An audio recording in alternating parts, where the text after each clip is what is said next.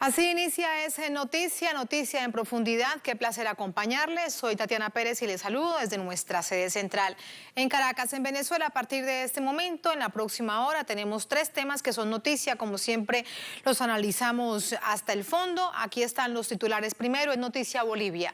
Poco a poco se levantan bloqueos en las vías. El compromiso del gobierno de facto es realizar elecciones el próximo 18 de octubre.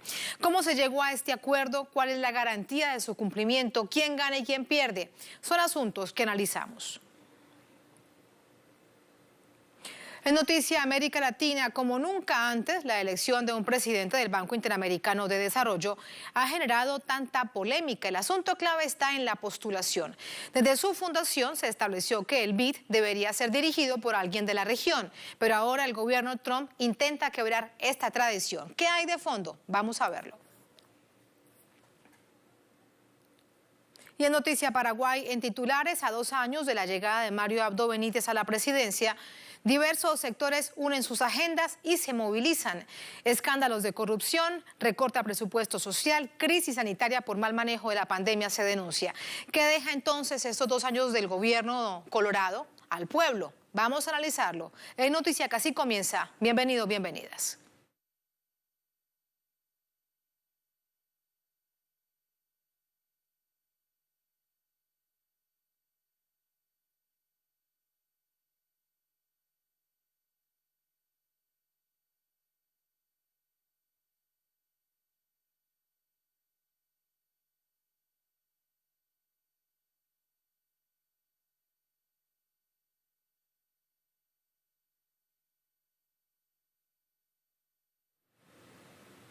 En Noticia Bolivia, el país retoma la calma tras la confirmación de la realización de las elecciones anunciadas por el Tribunal Supremo Electoral, pautadas para el próximo 18 de octubre.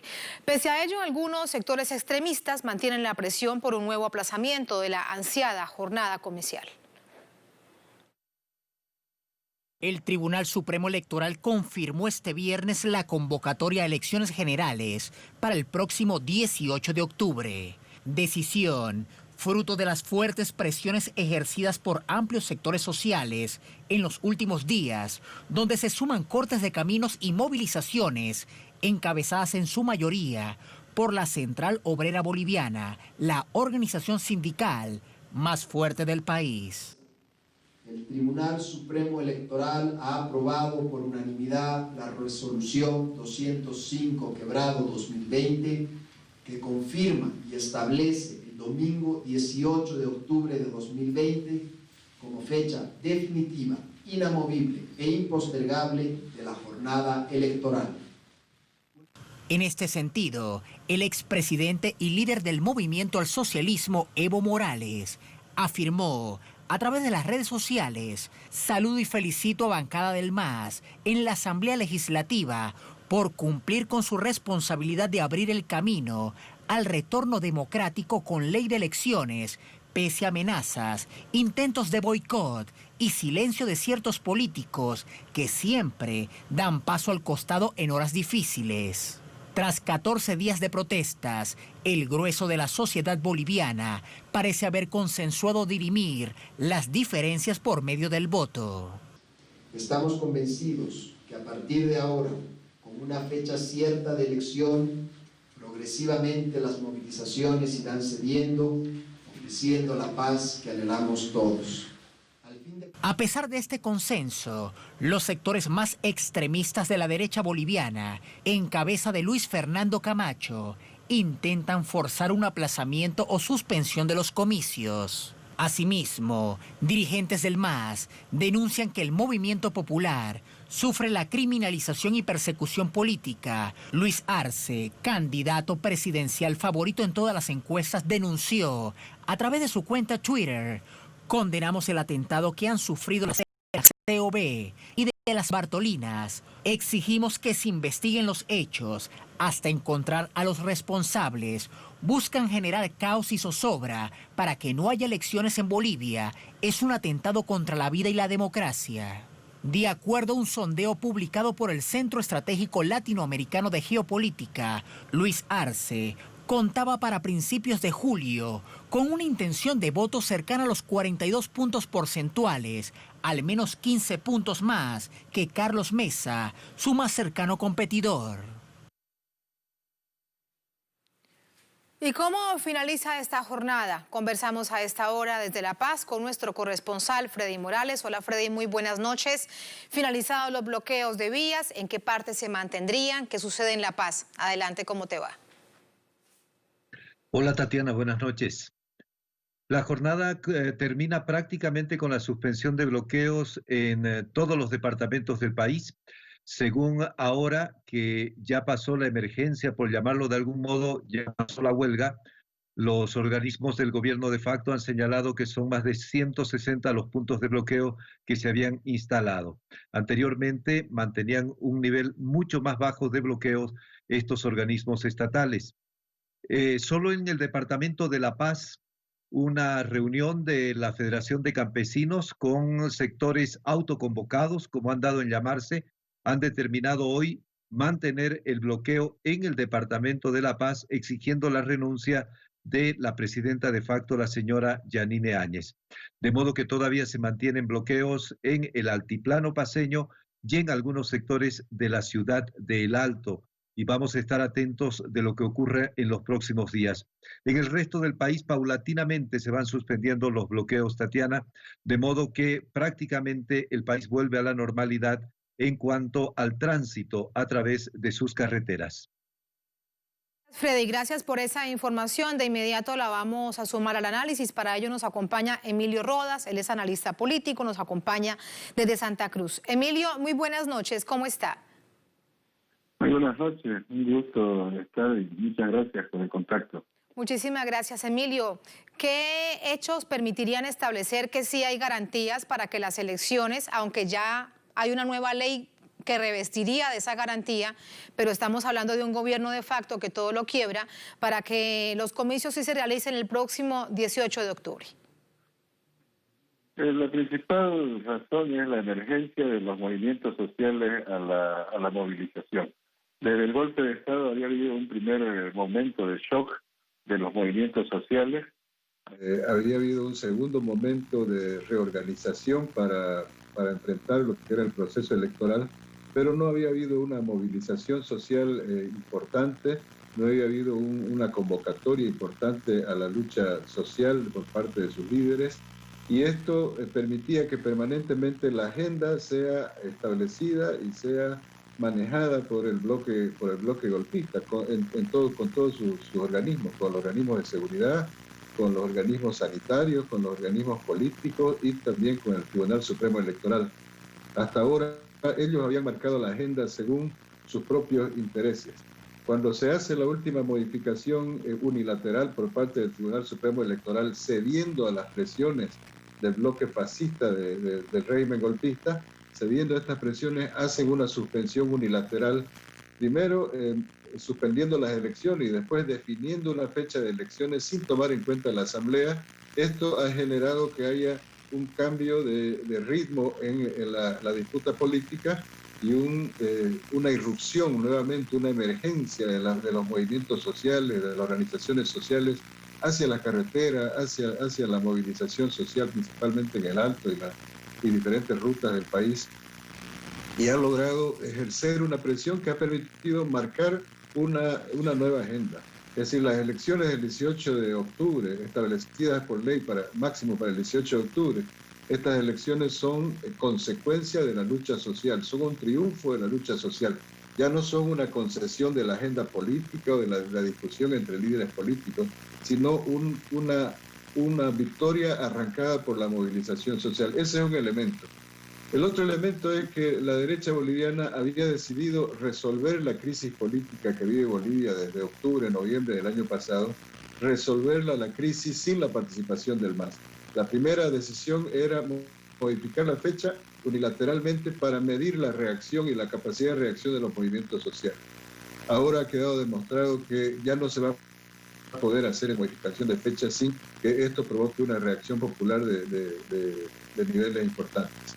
El segundo paso que tenían pretendido dar desde la derecha boliviana era eliminar la sigla del MAS y con esto impedir que Luis Arce y David Choquehuanca sean candidatos y por tanto borrar del escenario electoral al MAS, tomando en cuenta que no pueden ganarle electoralmente. Eso ha salido de la agenda. Hoy ya no se habla de la suspensión de la sigla del MAS porque los movimientos sociales han demostrado un vigor que desde el golpe no se había visto. Esa es una garantía de las elecciones, es para que se lleven adelante las elecciones. La Asamblea... Emilio, permítame en esto que usted nos está diciendo plantearle un problema en el marco de lo que usted nos plantea, además como las garantías para que se realicen las elecciones el 18 de octubre. Hay procesos en contra de los dos candidatos de la fórmula del MAS, tratando de vincularlos con irregularidades, incluso al MAS en estas movilizaciones diciendo que estaban detrás. Otro de ellos que no está en el país, pero sí señalado de manera permanente, como es también el expresidente Evo Morales. La preocupación allí entonces se mantendría con respecto a hasta dónde puedan avanzar esos procesos judiciales contra Luis Arce y contra David Choquehuanca. ¿Usted qué opina? Nosotros creemos que la judicialización de la política es parte del esquema de restauración neoliberal y fascista en la región. Lo hemos visto en Brasil, lo hemos visto en la Argentina, lo estamos viendo en Ecuador y lo estamos viendo en Bolivia. Sin embargo, ninguno de esos procesos que se instalan tiene ninguna base jurídica, ninguna. Se acusa a nuestro candidato Luis Arce de haber convocado al bloqueo cuando no hay ningún elemento de esto. Se acusa al expresidente Evo Morales de estar liderando las movilizaciones cuando es más bien al revés, son los movimientos sociales los que dirigen la acción política del MAS. No es que el MAS dirija las movilizaciones sociales, sino son los movimientos sociales los que dirigen la acción política del MAS. Entonces, pero esto va a ser parte de la lucha, va a ser parte de la atención permanente que se va a tener en Bolivia a nivel de los organismos de seguridad del Estado. Hay una total subordinación de jueces y fiscales a las líneas que se dan desde el Ministerio de Gobierno, desde el Palacio del Ministerio de la Presidencia. Los jueces y fiscales están actuando según ese libreto. Y esa va a ser una constante durante todas estas semanas hasta llegar a las elecciones, pero sin duda que la garantía, el resguardo de que vamos a llegar a buen puerto y vamos a poder restaurar las condiciones democráticas, constitucionales en nuestro país, es que nuestro pueblo esté movilizado, nuestro pueblo esté estructurado, organizado, para enfrentar, para defender todos estos avances que se van logrando. Estamos contra un gobierno de facto, estamos contra un gobierno de características fascistas.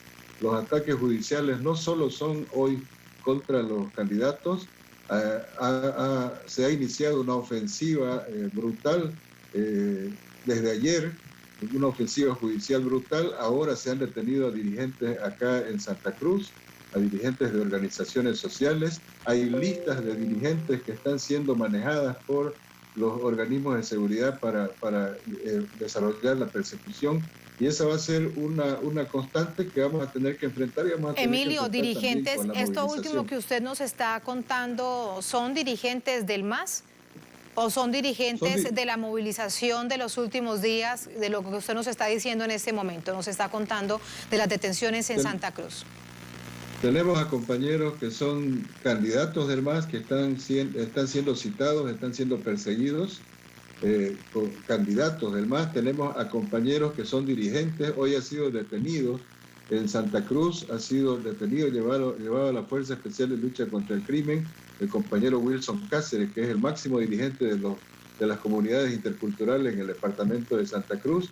Tenemos un listado que está circulando en redes sociales, de un listado de más de 90 jóvenes que estarían siendo investigados, estarían siendo perseguidos por haber participado en diferentes niveles de coordinación, supuestamente haber participado en algunos niveles de coordinación en algunas plataformas digitales. Entonces, hay una persecución jurídica, persecución judicial, hay un acoso también violento a la movilización social. Acá en el departamento de Santa Cruz hemos tenido agresiones, ataques en Samaipata la semana pasada. El fin de semana lo hemos sufrido en Santa Rosa de Roca, con 29 heridos de bala que han habido en un punto de bloqueo producto de la represión de grupos paramilitares. Entonces, Esa es la temperatura que se está viviendo en Bolivia y esos son muy los grave, riesgos Emilio, que esto. Es muy grave esto, ¿no? sí, que usted nos está contando, que usted nos está relatando, porque se da muy pocas horas después de firmado el acuerdo.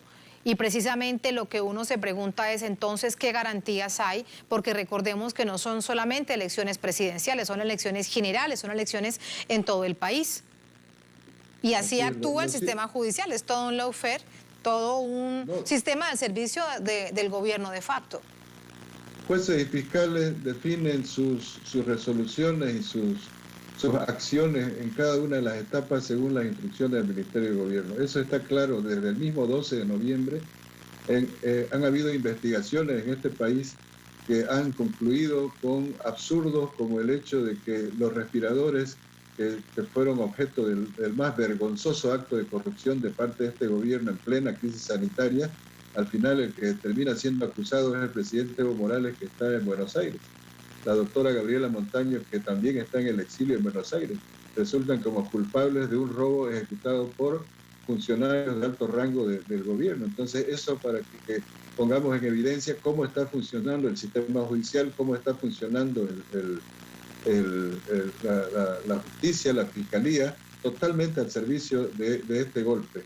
Y claro, estamos viviendo un gobierno de facto donde todas estas cosas no se hacen evidentes dentro del territorio boliviano porque casi el 100% de los medios de comunicación convencionales están controlados por la pauta publicitaria que pone el Estado a los canales de televisión, a los medios de comunicación, a los periódicos. Entonces hay todo un aislamiento, un sistema totalmente bloqueado para con la información para nuestra ciudadanía y está el panorama completo. Entonces, pero eso es lo que tenemos que enfrentar en Bolivia y eso es lo que tenemos que derrotar para poder restaurar un régimen democrático, para poder restaurar un proceso un proceso de cambio, una línea de desarrollo como lo habíamos hecho en los 14 años. Todo esto que se ha exigido en las calles durante estos días de huelga general, me queda algo por preguntarle. De acuerdo a ese análisis que usted ha hecho, Emilio, si alguien ha ganado y ha salido fortalecido de toda esta situación, de los bloqueos, de las concentraciones y movilizaciones, es la organización social. La pregunta ahora es, ¿quién pierde después de esto? ¿Quién cree usted que ha salido perdiendo de este intento de nuevo de haber aplazado elecciones? Ahora parecería que no. El bloque golpista sin duda es el derrotado. El bloque golpista con el gobierno, con los partidos políticos que están alineados en el mismo bloque y con el propio organismo, el Tribunal Supremo Electoral. Porque ellos apostaban a que las elecciones puedan ser suspendidas de manera sistemática y hasta de manera indefinida. Esa era la apuesta de ellos. La apuesta de ellos era hacer que desaparezca el MAS como instrumento político legal registrado ante el organismo del Estado para participar electoralmente. Hoy esas dos cosas ya no son posibles. Las elecciones tienen que hacerse el 18 de octubre, las elecciones tienen que completar o cerrar una primera etapa de la resolución de la crisis política que vive el país y las elecciones tienen que participar con los movimientos sociales como actores fundamentales de esta elección. Hasta ahora ellos habían querido negar esto desde su funesto triunfo de noviembre del año pasado, habían negado prácticamente el derecho político de todo aquello que representaba a los movimientos sociales. Hoy ya no pueden hacerlo. Hoy los movimientos sociales han vuelto a tomar el territorio, a tomar la calle con la valentía histórica de siempre, con la determinación, con ese compromiso histórico. Por eso es que es importante esta lucha. El gran ganador es la lucha social y los grandes derrotados son los golpistas que tienen que aceptar una agenda política con fecha definida y con fecha de salida predeterminada. Muchísimas gracias, Emilio, por ese análisis. Buenas noches. Muchas gracias a usted, siempre a sus órdenes. Muchas gracias. Así nos vamos a la primera pausa en esta emisión de Es Noticia. Al volver en Noticia América Latina, como nunca antes, la elección de un presidente del Banco Interamericano de Desarrollo ha generado tanta polémica. El asunto clave está en la postulación. Desde su fundación se estableció que el BID debería ser dirigido por alguien de la región, pero ahora el gobierno de Trump intenta quebrar esa tradición. ¿Qué es lo que hay de fondo? ¿Cuál es la disputa? Vamos a revisarlo al volver en Es Noticia.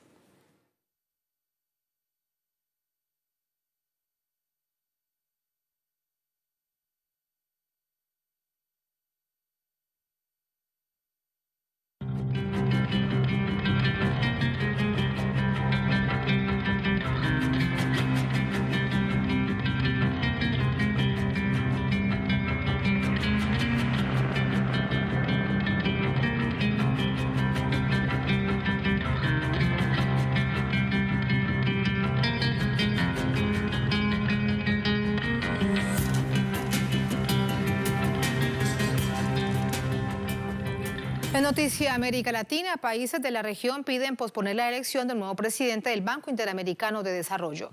Rechazan la candidatura de Mauricio Claver Carone, que busca imponer a Estados Unidos, violando así la tradición del organismo de un jefe latinoamericano. Vamos a conocer más detalles. La Secretaría del Banco de Desarrollo Interamericano abrió el proceso de propuesta de candidaturas a la presidencia del organismo el pasado 27 de julio y la elección sería entre el 12 y el 13 de septiembre. Por primera vez, el gobierno estadounidense postuló un candidato para ocupar ese puesto, Mauricio Claver Carone, abogado de origen cubano nacido en Miami, principal asesor para las Américas del presidente Donald Trump y conocido por el lobby agresivo hacia Cuba y Venezuela. En el FMI apoyó el préstamo de $57.000 millones a Argentina. Desde la creación del BID hasta la fecha, la presidencia es desempeñada por un latinoamericano en cumplimiento de un acuerdo no escrito con Estados Unidos que acepta como segunda posición de la entidad a un representante de su país. El BID es el mayor banco regional del mundo y es la fuente principal de financiamiento para proyectos de desarrollo económico, social e institucional de América Latina y el Caribe. Está compuesto por 47 países, 26 de la región, además de Canadá, Estados Unidos y 19 no regionales, entre ellos China y varios de la Unión Europea. El candidato a presidente debe contar con el apoyo de la mayoría absoluta del poder de sufragio del banco, en tanto el poder de voto es directamente proporcional al capital social que el país suscribe a la institución. Las naciones de Latinoamérica y el Caribe suman el 50% y Estados Unidos tiene el 30% de los votos. Sobre esta base, varios países se pronunciaron en contra de la candidatura de Claver Carone.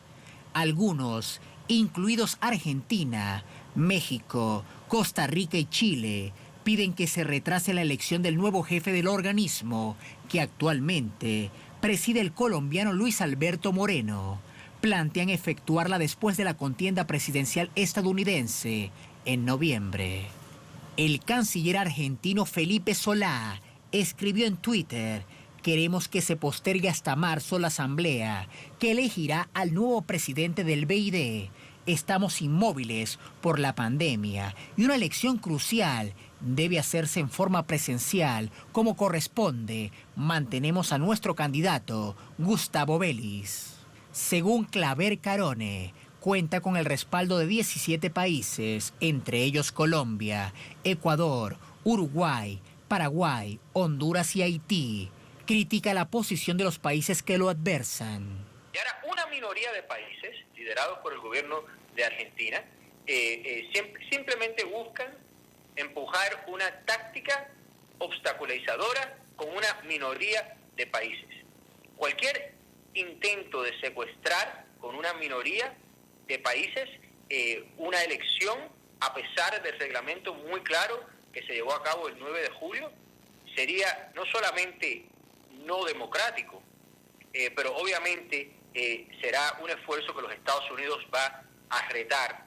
El canciller de Chile, uno de los aliados de la Casa Blanca en la región, también se pronunció en oposición a la candidatura de Claver Carone. Las agresivas declaraciones del señor Claver Carone confirman que su elección sería muy inadecuada. El BID debe seguir siendo un organismo técnico alejado de toda controversia política. El BID debe unir y cohesionar a la región y no dividir artificialmente a los países miembros.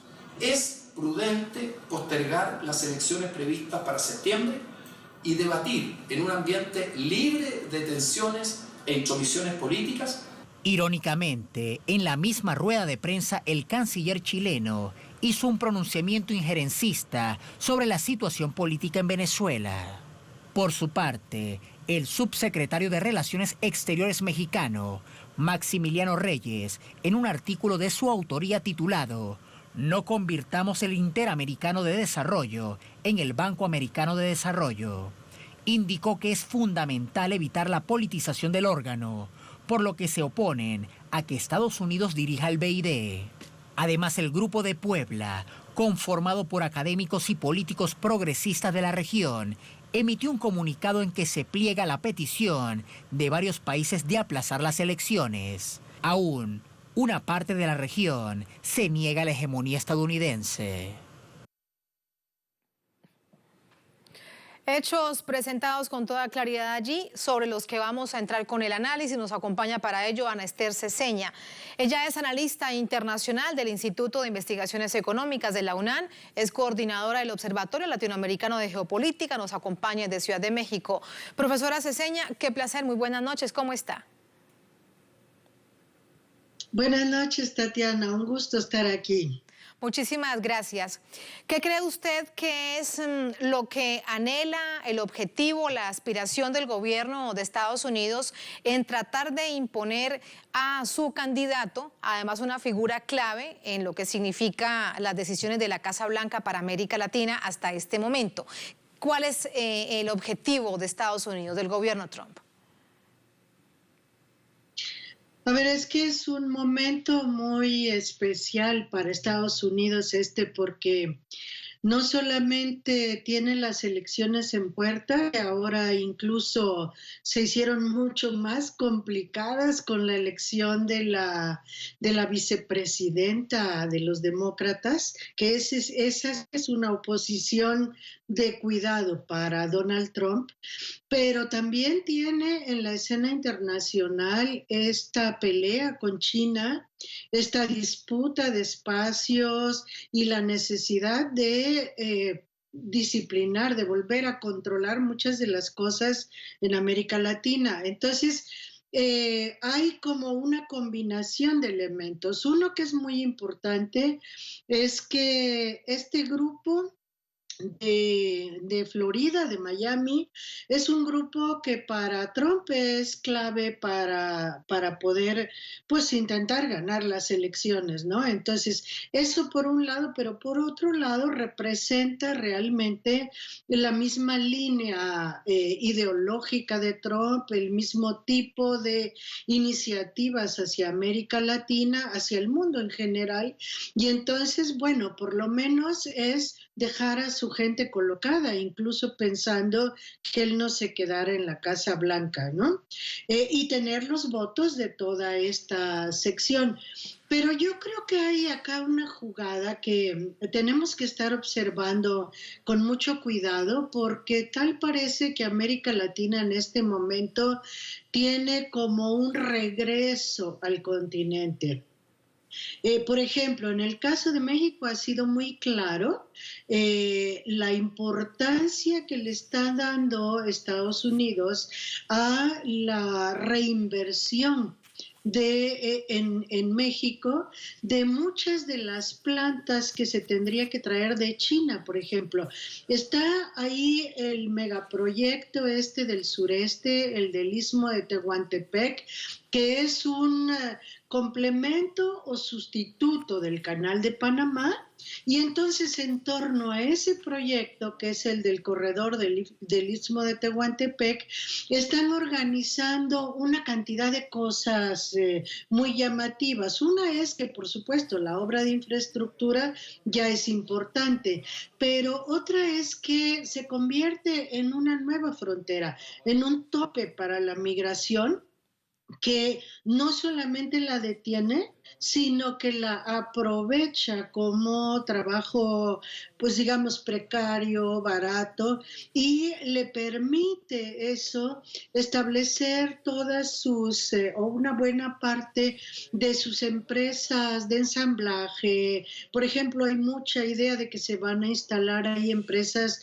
de autopartes o de ese tipo, que aprovecharían el tránsito por el canal, por el corredor de Tehuantepec, para ir haciendo todos los trabajos de ensamble durante el recorrido y entonces tener la salida a los dos océanos, de manera que a partir de ahí alcanzan los mercados.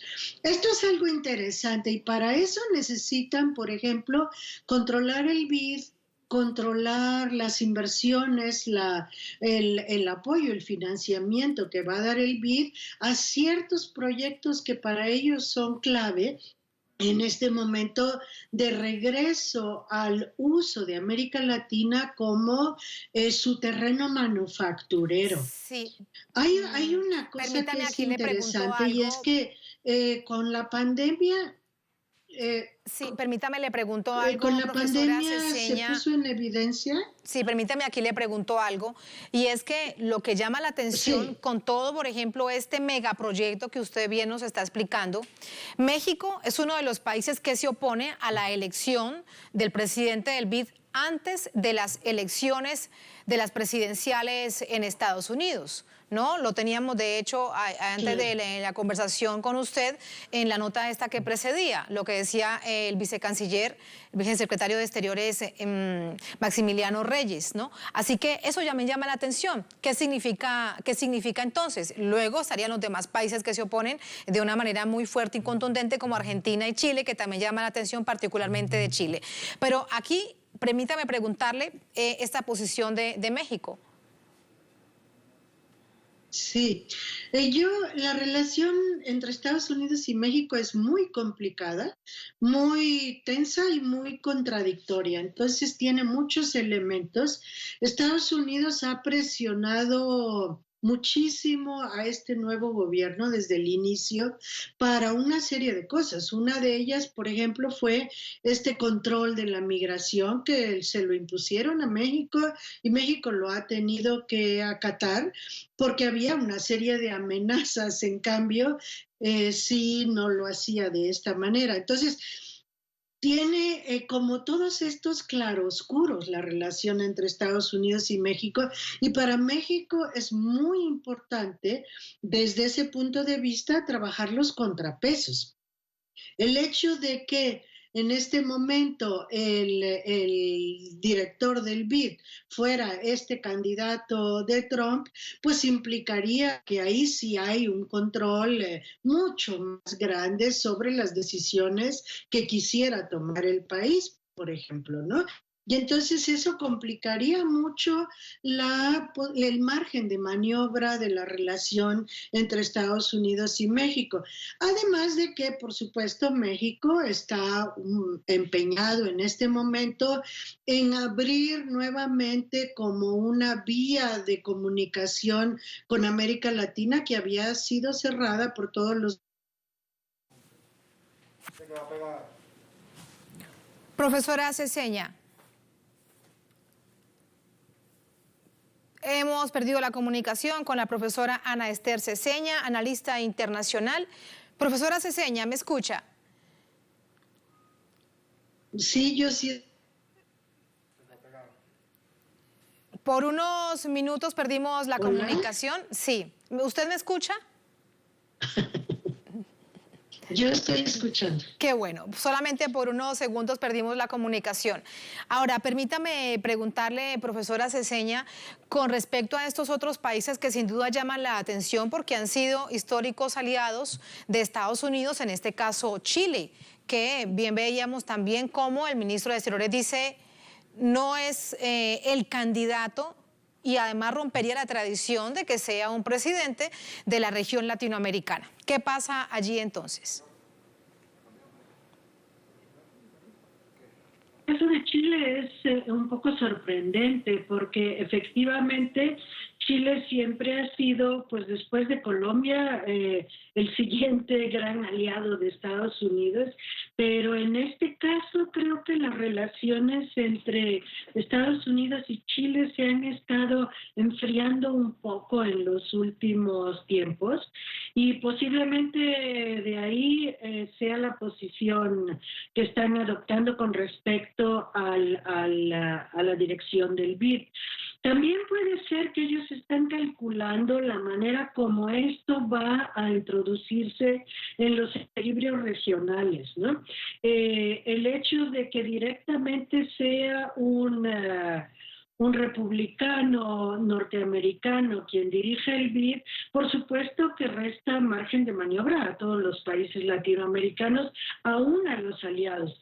Quizá de repente Colombia es el único que no, y Brasil en la situación que está ahora quizá también, pero todos los demás de todas maneras se van a ver un poco confrontados con este nuevo estilo de manejo de un organismo en el que pues estaban hasta ahora acostumbrados a que se rigiera de acuerdo con las normas regionales que se han ido estableciendo históricamente. Entonces, seguramente eso está ahí en la decisión de Chile.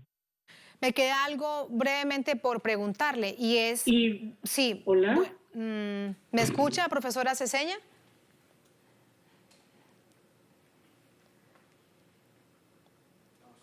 Hola, profesora Nester, ¿me escucha? Sí, ahora sí, ahora pero creo sí. que nos perdimos otra vez. No, la escuché hasta el final de su reflexión. A ver si la tecnología nos permite para escucharla con una última inquietud. A ver si lo logramos. Bueno, y tiene además que ver con la figura de Mauricio Kleber Carone. Me refiero además a su hoja de vida política y también dentro de las organizaciones y organismos en los que ha participado por un asunto donde usted comenzaba, que él además responde a intereses de la extrema derecha de la Florida, es muy cercano por todo esto, por ejemplo, a Marco Rubio. ¿Sería entonces como una golosina que le daría el presidente Trump a este grupo duro de la extrema derecha de la Florida contra Cuba y Venezuela?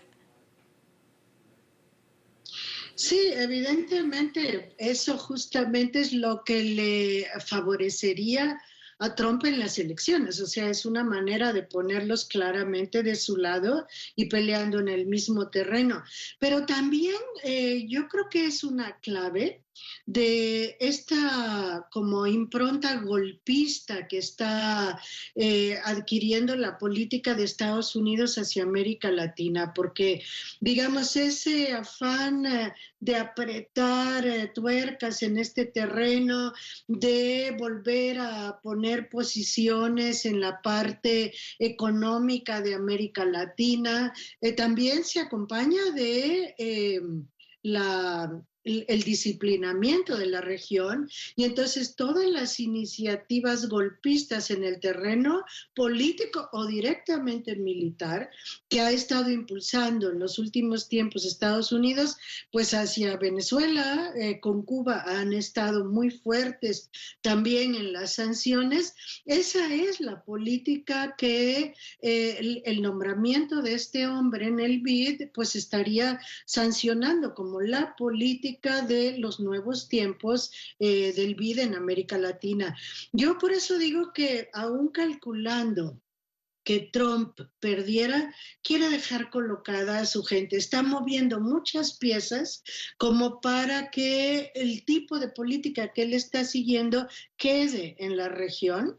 Y una de las cosas importantes también, que incluso la ha declarado Clavis, es el hecho de que quieren atraer todas las inversiones chinas hacia acá, que forma parte de la idea esta de hacer América grande de nuevo, ¿no? Hacer América grande de nuevo, por supuesto, se refiere a Estados Unidos, pero a Estados Unidos con sus colaterales. Entonces, el hecho de concentrar sus capitales acá y volver a construir esta idea de búnker frente al resto del mundo es algo muy importante, y para eso se necesita pues golpear más a Venezuela y a Cuba, que son las que preferentemente están teniendo buenas y yo diría crecientes relaciones con aquellos países que no son gratos para Estados Unidos, que podrían ser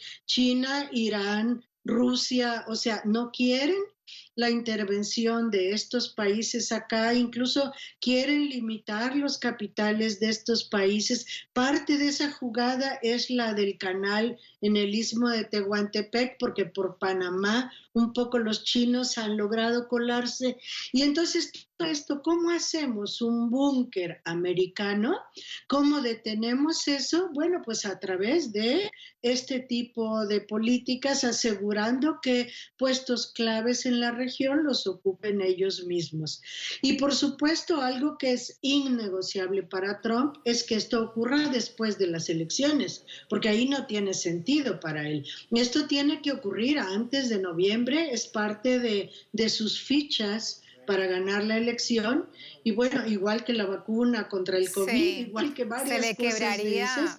Eso es algo que está jugando en este momento, que además la contienda la tiene muy difícil. Se le quebraría el ajedrez que tiene en mente. Muchísimas gracias, profesora Ceseña, como siempre, un placer. Qué bueno que la tecnología nos dejó conversar. Un abrazo inmenso, gracias. Otro abrazo y saludos a Telesur, Tatiana. Muchísimas gracias.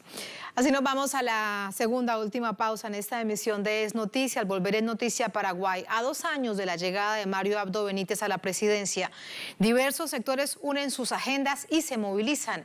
Escándalos de corrupción, recorte a presupuesto social, en salud y educación, por ejemplo, crisis sanitaria por mal manejo de la pandemia, parte de lo que se denuncia. ¿Qué le dejan entonces estos 2 años del gobierno colorado al pueblo? Vamos a analizarlo al volver en Es Noticia.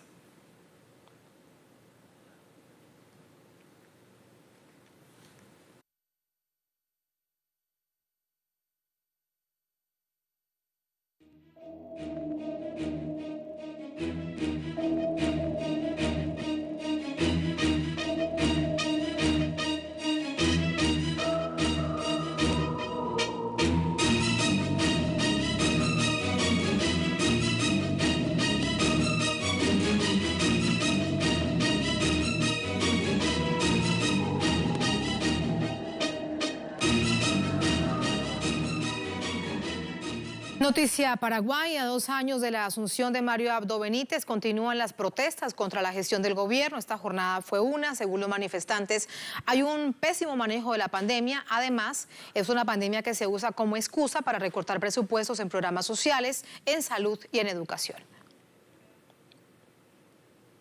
En Paraguay, organizaciones gremiales y movimientos sociales protestaron este viernes en diferentes puntos de la ciudad capital, Asunción, por la reivindicación de derechos sociales incumplidos por el gobierno del presidente Mario Abdo Benítez y en rechazo a sus políticas neoliberales aplicadas en sus 2 años de mandato. Estudiantes y docentes reclamaron la adopción de la ley Arancel Cero, con el objetivo de que se prohíba el cobro de cuotas, exámenes y demás trámites en las diferentes instituciones de educación superior. También pidieron la implementación de una educación gratuita financiada por el Estado. Igualmente, profesionales de la salud bloquearon varias vías principales, exigiendo que la nómina sea administrada por el Ministerio de Salud para que los pagos salariales sean en el marco de la Ley de Emergencia por la pandemia del coronavirus. Los funcionarios públicos sanitarios expresaron que no les han entregado implementos de bioseguridad para evitar el riesgo de contagio de la COVID-19. Los movimientos sociales también denuncian que el gobierno ha endeudado al país por el orden de los 4.942,6 millones de dólares. Asimismo, el gobierno descarta crear impuestos a los grandes patrimonios. Entre tanto, familiares de efectivos de la policía paraguaya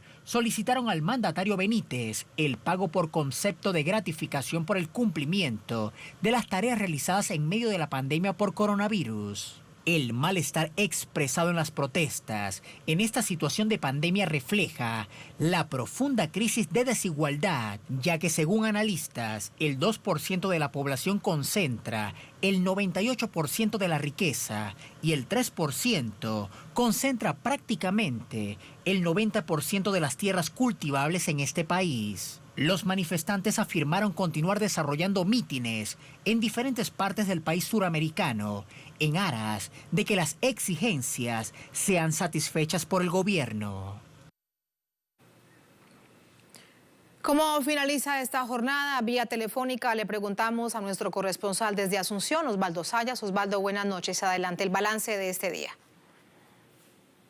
Buenas noches, Tatiana. Un saludo para vos y para toda la audiencia de Telesur en América Latina y el mundo. Hoy diversas organizaciones sociales coincidieron en un grito casi unánime de que la pandemia o los efectos colaterales de la pandemia, la crisis económica que devino de la paralización de actividades, ha desatado una crisis social que no es atendida suficientemente por el gobierno. Además, critican un nivel aceleradísimo de endeudamiento, donde en pocos meses se ha llegado al se ha superado más bien el 30% del Producto Interno Bruto en deudas. A esto se suma una gestión en la que se multiplicaron los casos de corrupción y el tiempo de la cuarentena estricta que decían desde el gobierno iba a servir para equipar los servicios de salud, no sirvieron para eso, y hoy, cuando la pandemia avanza y la cifra de muertos llega ya a casi 100, esto no se refleja en una gestión política, social ni sanitaria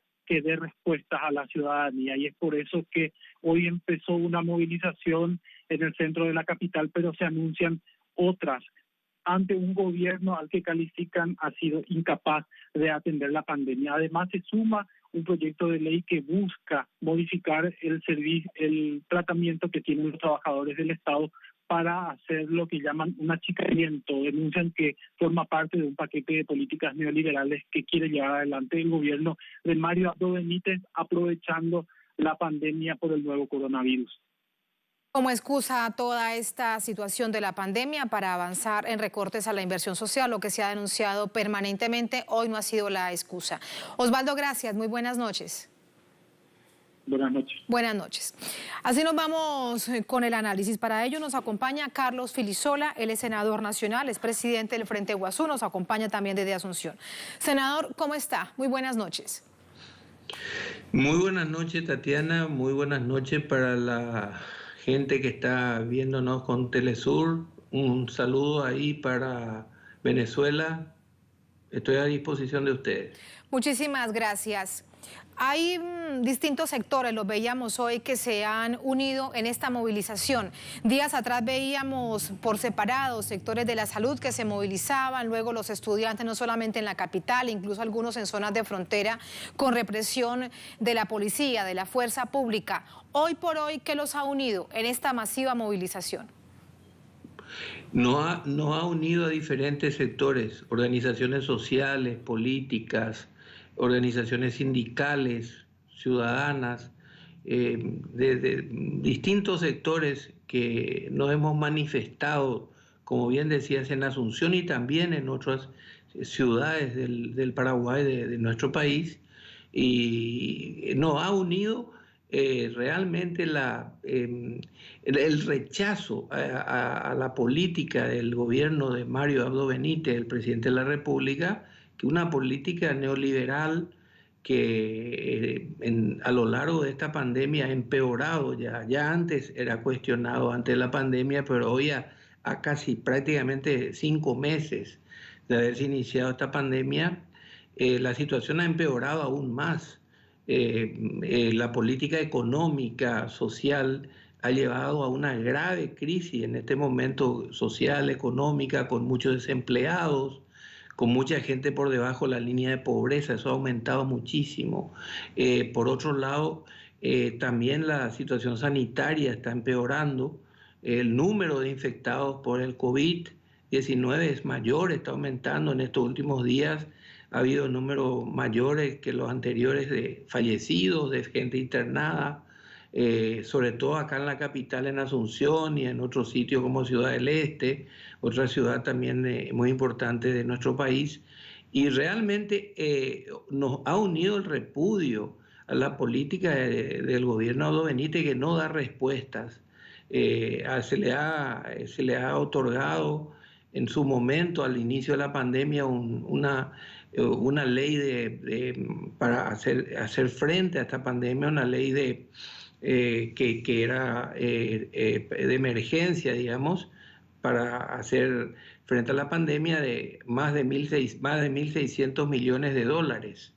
se ha aprobado esa ley de emergencia, digamos, para combatir la pandemia. Lo ha mal utilizado el gobierno, no lo ha destinado a los sectores más vulnerables, a las pequeñas y medianas empresas, a los trabajadores, no ha evitado los despidos, no ha subsidiado a gente que ha quedado sin trabajo. ¿Y qué ha hecho con ese dinero, senador? ¿A dónde ha ido a parar entonces ese dinero?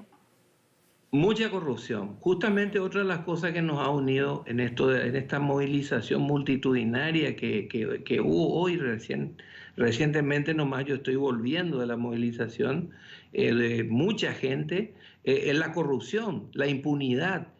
Han habido licitaciones amañadas en el Ministerio de Salud Pública mismo, falta de insumos por eso, falta de materiales de protección para el personal de blanco, los médicos y las enfermeras. Muchos de ellos se han enfermado también por el COVID a causa de justamente la corrupción, las licitaciones que se han hecho de mala forma, la corrupción, la política de endeudamiento de este gobierno. Este gobierno, en vez de cobrar impuestos a los sectores más poderosos económicamente que no lo pagan, se dedica a endeudar cada vez más a nuestro país. Se ha duplicado la deuda pública en nuestro país. A esta altura se está hipotecando el país y el gobierno no entiende que se puedan cobrar, por ejemplo, impuestos a las riquezas, a los altos patrimonios que nosotros como Frente Guazú hemos propuesto en el Parlamento. Lo ha rechazado el 1% a los patrimonios, a los altos patrimonios que están por encima de 10 millones de dólares, que no son más de 90 familias, de 90 personas aquí en Paraguay. Ha rechazado y siempre está con la política de endeudar más, deuda para pagar deuda. Pero esas son las familias, le pregunto, senador, son las familias que han apoyado siempre de manera histórica al Partido Colorado. Así mismo. Estamos hablando de los más altos patrimonios. Justamente aquí la política del Partido Colorado siempre ha sido, nosotros estamos luchando hace mucho por una reforma tributaria, por una justicia tributaria. Aquí no se cobra impuesto a la exportación de la soja. Los sojeros son de los más poderosos económicamente. El impuesto al consumo del tabaco es bajísimo, el más bajo de la región. Hemos presentado proyectos para elevar ahora en la pandemia justamente el impuesto al tabaco. También lo mismo hicimos como te decía recién, lo que le llamamos la tasa COVID, que a los altos patrimonios, a los más adinerados, digamos, de nuestro país. Todo esto fue rechazado por el gobierno ya antes de la pandemia, pero ahora en la pandemia nuevamente todo esto se ha rechazado. Hay una injusticia tributaria muy grande, una desigualdad social que ya teníamos en Paraguay con los gobiernos del Partido Colorado de años, de muchas décadas, como ustedes saben, y con esta pandemia se ha agudizado, se ha exteriorizado más la desigualdad social. También el deseo de este gobierno de privatizar empresas como la empresa de energía eléctrica, la ANDE, también. Eso se rechaza, otro de los motivos también de la marcha de hoy, de la movilización, también todo lo relativo a la falta de políticas sociales. Los sectores, cada vez aumenta más el número de despedidos, de gente que está sin trabajo. Hay una crisis social y económica muy grave que este gobierno no lo está solucionando, no da respuesta, y a eso se suma hoy ya una situación preocupante que no se daba al principio de la pandemia, cuando había que actuar desde el punto de vista sanitario. Hoy se ve ya una preocupante crisis también en el ámbito sanitario, con un aumento muy significativo de infectados por el COVID. Todas esas son las razones que han llevado a esta masiva movilización cuando se cumplen 2 años del gobierno de Mario Abdo Benítez. Senador Filisola, gracias por contárnoslo, gracias por acompañarnos. Muy buenas noches. Gracias, Tatiana. Un gran saludo a la gente de Telesur y al pueblo venezolano, al gobierno de Venezuela. Nosotros somos una concertación Frente Guazú de izquierda, de 9 partidos progresistas de izquierda con representación parlamentaria, y bueno, admiramos mucho el trabajo que ha hecho el presidente Chávez en su momento y hoy el presidente Maduro resistiendo los embates de la derecha, del imperialismo. Y bueno, espero que ustedes también salgan adelante como lo han hecho a lo largo de estos años con el presidente Chávez, con el presidente Maduro. Un saludo y un fuerte abrazo para todos y todas. Fuerte abrazo. Gracias, senador, por esas palabras. Resistencia y más resistencia. Muy buenas noches. Buenas noches. Gracias a ustedes por habernos acompañado. Así ponemos punto final a esta emisión de Noticias. Cerramos nuestra pantalla tradicional. Nos quedamos en redes sociales, @NoticiaTelesur, @TatianaTelesur. Que tengan un buen fin de semana. Nos encontramos el próximo lunes. Un placer como siempre. Sigan con nosotros.